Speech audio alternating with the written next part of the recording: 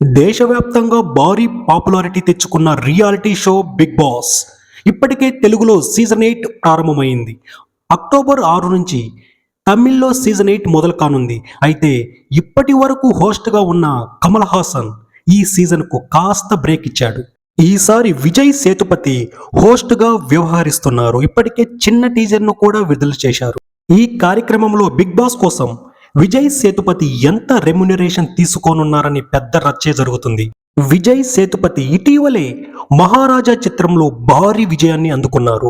సుమారు 120 కోట్లకు పైగా ఈ చిత్రం కలెక్షన్లు రాబట్టింది. దీంతో తెలుగు తమిళ ఇండస్ట్రీలో ఆయన మార్కెట్ కూడా చాలా పెరిగింది. ఈ విజయం తర్వాత బిగ్ బాస్ తమిళ్ 8వ సీజన్ హోస్టింగ్తో ప్రేక్షకుల ముందు రానున్నారు. 100 రోజుల పాటు సాగే ఈ బిగ్ బాస్ సీజన్ కు భారీ మొత్తంలోనే రెమ్యునరేషన్ తీసుకోనున్నట్లు సమాచారం.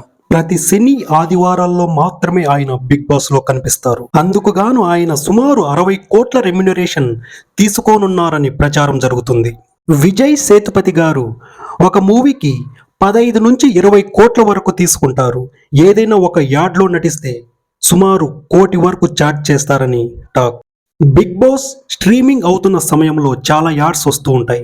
అలా చూస్తే విజయ్ సేతుపతికి ఇచ్చే రెమ్యూనరేషన్ చాలా తక్కువే అని చెప్పవచ్చు. సేతుపతి మంచి నటుడే కాదు, మంచి వక్త కూడా. బిగ్ బాస్ షోకి హోస్ట్గా ఆయన ఎంపిక పర్ఫెక్ట్ అంటున్నారు అభిమానులు. మక్కల్ సెల్వన్ తదుపరి సీజన్లో కూడా వ్యాఖ్యాతగా కొనసాగుతాడనే భవిష్యత్తులో రెమ్యునరేషన్ మరింత పెరిగే అవకాశం ఉందంటున్నారు. కమల్ హాసన్ బిగ్ బాస్ కోసం సుమారు 120 కోట్ల వరకు రెమ్యునరేషన్ తీసుకునేవారని ప్రచారం ఉంది.